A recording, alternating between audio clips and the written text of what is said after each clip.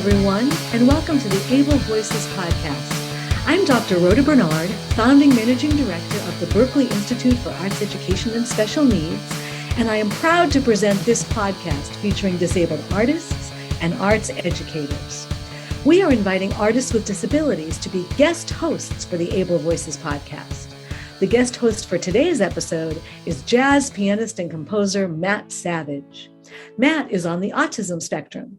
He has had a professional career since childhood as a jazz musician, bandleader, and composer. He has played with some of the biggest names in jazz, including Chick Corea, the Ellington All-Stars, Chaka Khan, Wynton Marsalis, and many, many more. He has recorded more than a dozen albums. Matt teaches at colleges in Boston and New Hampshire. He gives private piano lessons, and he gives master classes in English and Spanish. I hope you enjoy this episode, hosted by Matt Savage. Hello, and welcome to Able Voices Podcast, Episode 3. My name is Matt Savage. I am a jazz pianist, composer, and educator on the autism spectrum, and today I am very excited to interview Mr. Nick Guzman, or Guzman? Guzman. Guzman's perfect. Excellent.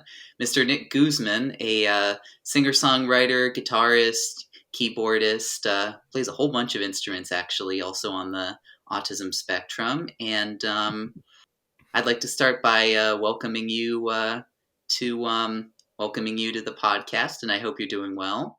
Yeah, thank you. Thanks for having me, Matt.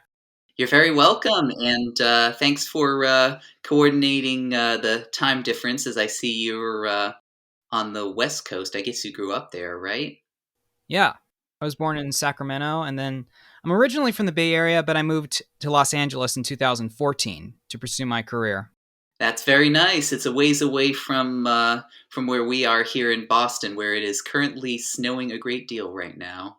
My first question for you, Nick, is when did you start making music, and did you start with guitar, voice, or something else? I began writing music when I was around 12 on piano. I started recording music on my karaoke machine, and then I moved to Pro Tools, then to GarageBand, and then later to Logic Pro. You've been using these programs for a while. That's very nice. Yeah. And to answer your other question, I started with voice, then piano, and then guitar. The first song that I learned on guitar was Helplessly Hoping, which I was able to play with Stephen Stills in 2011 at an autism event called Autism is Awesomeism. That's a great event name, and that's also a very classic song. Yeah, it's one of my favorite CSN songs. It's Crosby, Stills, and Nash. Yeah, one of the great groups. Definitely. All right. Now, how does your autism diagnosis influence the music you make, and do you think it matters at this point? I don't think it matters at all. I just play music that speaks to me. Very nice. And are there any influences in particular that are particularly powerful these days? Influences like musicians? Yeah, or just everyday things in your life. Well, I've been going to a lot of concerts before the pandemic hit. I was seeing a lot of artists like Paul McCartney, Ringo Starr, Steve Hackett of Genesis. Who else did I see? Cat Stevens, Paul Simon, Blondie, a lot of great artists. Mm-hmm. So many living legends. Yeah, it's amazing. It's always good to see the greats while they're still around. Yeah. Yeah, and speaking of these rock legends, I wanted to ask, you've done some pretty impressive collaborations with some of the greats of rock and pop and folk music. So what are some of your favorite gigs that you remember, or studio collaborations? Well, I do remember when you played piano on my original song, Am I Trembling, at 2015's Live the Blues concert when Neil Young was there. That was a great night. I remember being there. It was a pretty awe-inspiring night. Definitely. Another great concert that I played at was the Live the Blues concert in 2013. That was pretty amazing. And all the concerts I played with Wild Honey are pretty outstanding as well. Mm-hmm. Very nice. Who was at the previous Light Up the Blues concert? I'm actually not sure. There was Crosby, Stills, and Nash, Don Ooh. Felder of the Eagles, Lucinda Williams, Ryan Adams, and Ricky Lee Jones. That is very star-studded, and yeah, I'm impressed. I remember what an honor it was to be at the 2015 event, and which was right in the middle of Hollywood at the Pantages Theater. Yeah, but I think your style of music, it really fit in with all of the uh, all of the other acts that were performing that night. It was really wonderful, and it creates a lot of fond memories. And I think you've played in the studio with some rock musicians I might know. Yeah, I think, yeah. We were recording Chasing Angels, which was originally written by John Wicks, and Elliot Easton was there. I think I was at Elliot Easton's house, and we were recording the lead for Chasing Angels. I had already recorded the acoustic guitars and the vocals, and then we added Chris Price on background vocals and bass, and Sid Straw on background vocals. Mm-hmm. And yeah, and I think these guys have been in a lot of bands. Oh, yeah. Yeah. Any names I might know? Well, Elliot Easton, he played lead guitar in The Cars. Now that's a big name. They're a Boston band, actually. Yep. Very nice.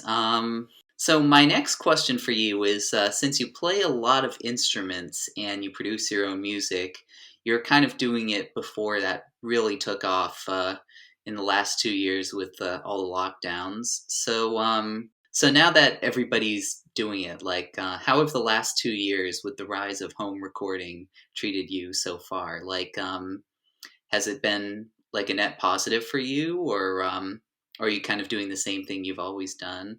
I've been trying to keep myself busy during the pandemic. I have been recording music on Logic Pro.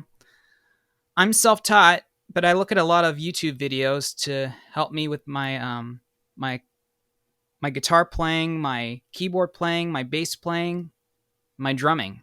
Mm-hmm. I've done like about 6 or 7, maybe 8 online shows on Facebook Live. I produce all the music, play all the instruments, and sing all the vocals and harmonies as a one-man band. And then I sing live to the track and then interact with the audience on Facebook Live. That's a lot of fun. So you've come prepared. Yeah, sometimes it's a little hard for me to make sure everything works in time. But since I do a lot of solo piano performances and recitals, there's something important about like just being able to do a show on your own. It helps a lot with becoming a well-rounded performer. Well, I've looked at your bio lately, and I'm very impressed with how you've collaborated with all these jazz greats. I'm inspired. Thank you so much, Nick. Yeah, a lot of my collaboration has been pretty virtual these days, but I've been teaching a lot as well, so that's been keeping me really busy. That's cool, Matt. Thank you, Nick. So yeah, you were talking a bit about your first song, this first song we want to feature today, Chasing Angels. So what is this song about in particular? The song was actually written by John Wicks. It was a tribute song to his bandmate, his bass player, Phil Brown. And he wrote it back as far back as 2012. And in live shows, he did it with Debbie Peterson of the Bangles. Mm-hmm. And then I started singing with John when we did recent gigs leading up to his passing. And then I'm trying to think. So I decided to record the song myself. I decided to sing all the vocals and do all the acoustic guitars. And then we added some shaker and bass courtesy of Chris Price, who also did background vocals. We also added Sid Straw on vocals, and then we added Elliot Easton on lead guitar. That's impressive. Is there a meaning to the song that inspired you? Well, the song is about, losing someone that you care for a lot, that you love. And this is a tribute song to the people that we lose but will always remember. It's a beautiful statement. So so let's play this excerpt from "Chasing Angels" by John Wicks, as performed by Nick Guzman. So here we go. As we softly whisper goodbye, chasing angels. Do you see the tears that we cry, chasing angels? As we hope to understand why, chasing angels. Won't you leave a sign in the sky?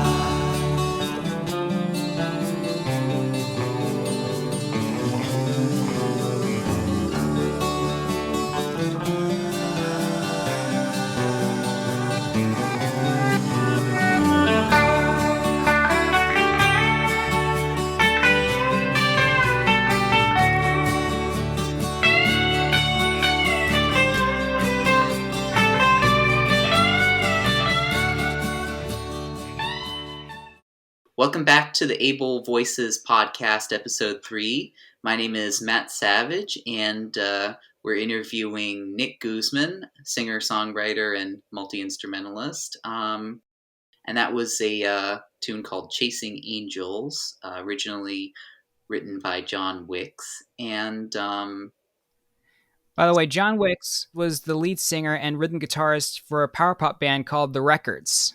The Wreckers or The Records? The Records. Ah, very nice. The Records were known for their hit Starry Eyes.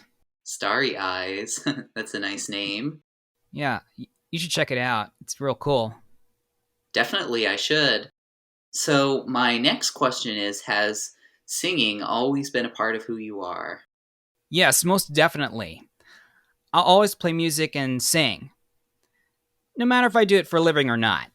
Yeah, it's true. I mean, it's a little hard finding gigs sometimes, but it's like sometimes it's just the most central part of who we are. And when did you start singing again?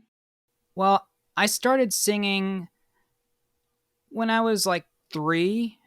Mm-hmm. I was listening to a lot of artists like Tracy Chapman, Neil Young, Crosby, Stills, Nash and Young, Paul Simon, Bonnie Raitt, The Beatles, James Taylor. Mm-hmm. A lot of great artists. Absolutely. So I heard that you just played a live gig recently over on the West Coast. How does it feel to return to live performance again? Well, the pandemic hasn't done much for my social skills, but I did my best. It felt great to see everyone, but honestly, it made me feel a little nervous. Mm-hmm. I was a little concerned about getting too close to the mic, being around people, or even having conversations with my mask on, but it all worked out, and I can't wait to do it again. That's so great. I'm glad you're excited to perform again. I know. Yeah, it's like just being in front of a room of people feels so surreal after a year or two. I mean, I did a few outdoor gigs and masked club dates over the last 2 years, but still, like, it's only now just starting to feel like we're returning to form. Yeah. All right. So I also wanted to ask, do you have any big projects coming up? I'm still working on my EP. It's not really a secret, but I don't have a release date yet. But I'd like to finish it by this summer. Mm-hmm. Definitely. As like during the summer, people have a little more time at home, and it's possible to achieve something big, right? Mm-hmm. So, are your new songs kind of similar to your old songs, or do they represent a new direction? So how do you describe your newer work, like even the stuff that's already released? Well, the first song, Am I Trembling, it was pretty much all electric, but I've been adding some acoustic elements to my later music. There's some songs that I've written lately called Haute Cuisine and Pelicans and Seagulls that had a bit more of acoustic vibe to it. An acoustic vibe to it. That's great. The yeah, and I noticed Am I Trembling, like the one I played with you way back in the day. Like that was really like four on the floor power pop, as we rockers like to call it. But yeah, I see now you're really diving a little bit more into the Crosby, Stills and Nash kind of vibe that's influenced you for so many years. So, how would you describe this new tune, Haute Cuisine? It's kind of like a Baroque pop feel with acoustic guitar and bass, also provided by Chris Price, and the strings were arranged by Caitlin Wolfberg. She's a talented violinist. Very cool. And would you say this song is actually about haute cuisine, or? Yeah, something like that. It's about enjoying the finer things in life. Mm-hmm. Um, yeah, so why don't we play this one for all of you then? It's a newer tune, couple of years old, right? Yeah. It's by Nick Guzman, and it's called Haute Cuisine.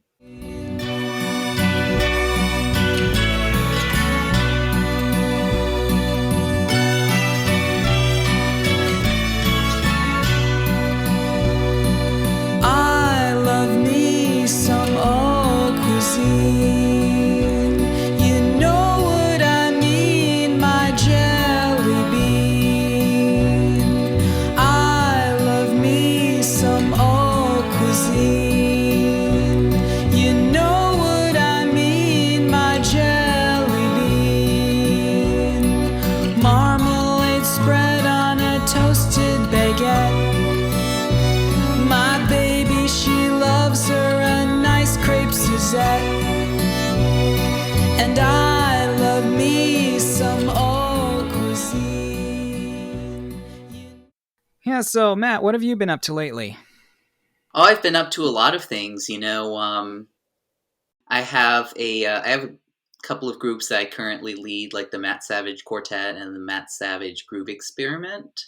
So I do want to record with both of those bands sometime because I haven't come out with a full length release since the Matt Savage Groove Experiment's debut long EP, if you will, and that was at the end of 2018. So obviously there's been a bit of a pandemic hiatus since I focused more on teaching, but now I'm ready to really start performing and touring again. So I'm really excited for that.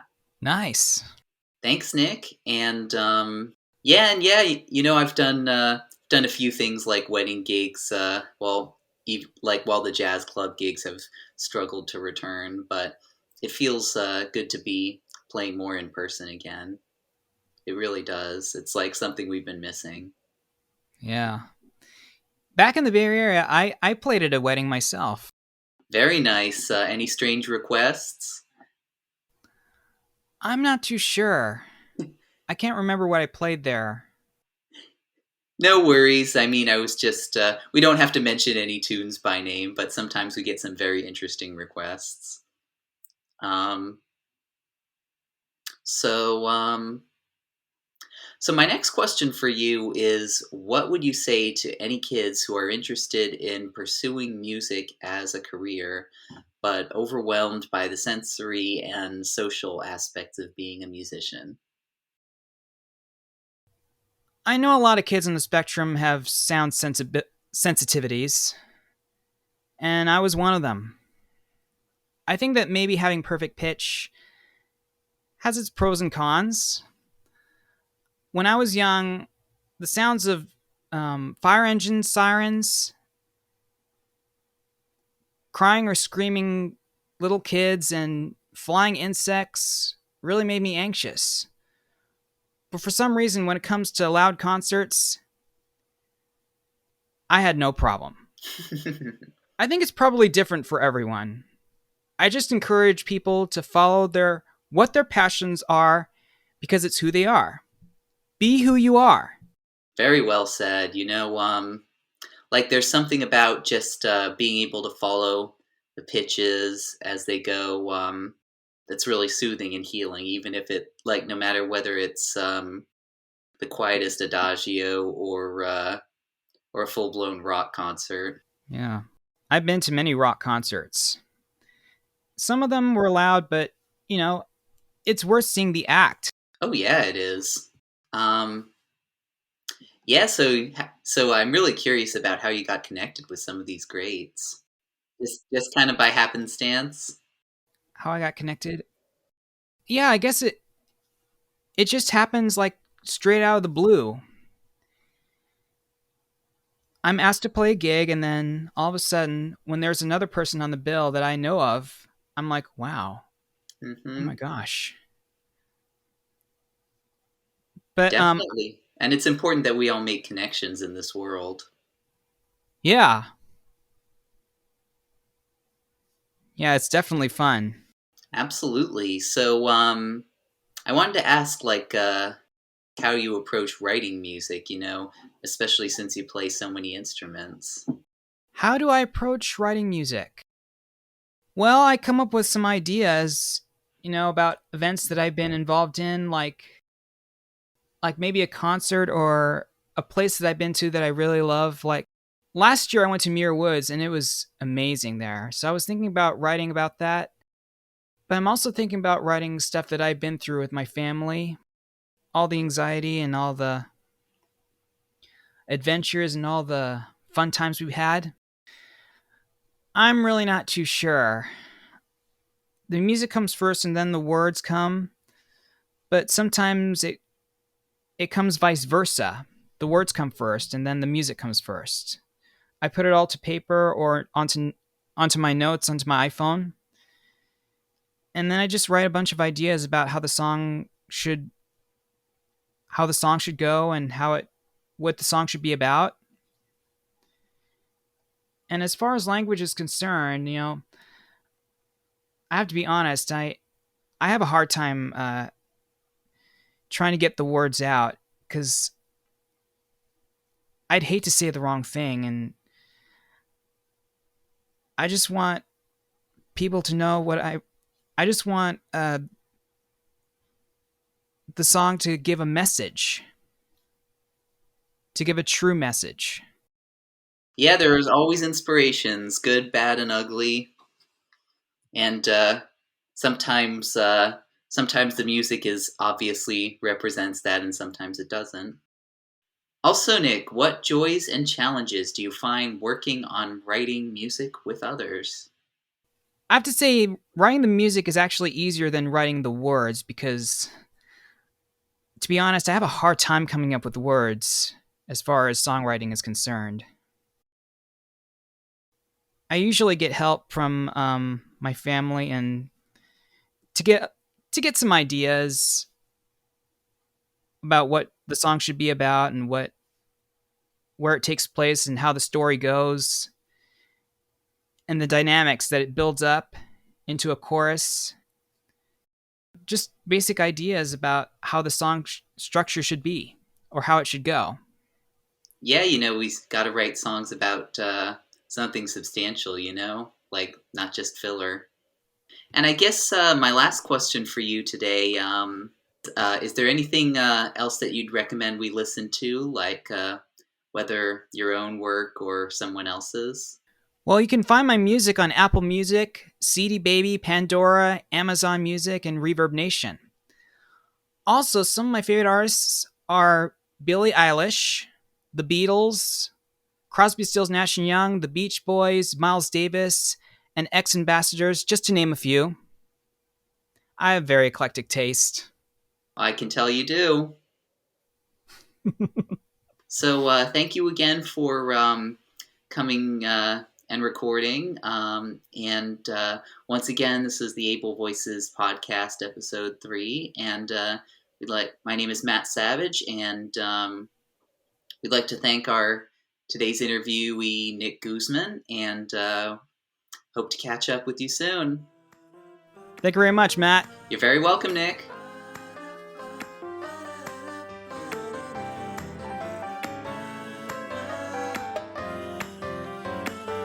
Able Voices is a production of the Berklee Institute for Arts Education and Special Needs, led by me, Dr. Rhoda Bernard, the founding managing director. It is produced by Daniel Martinez del Campo.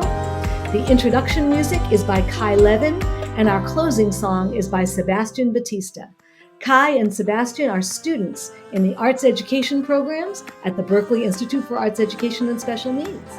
If you would like to learn more about our work, you can find us online at berklee.edu/BIAESN or email us at BIAESN@berklee, that's LEE.edu.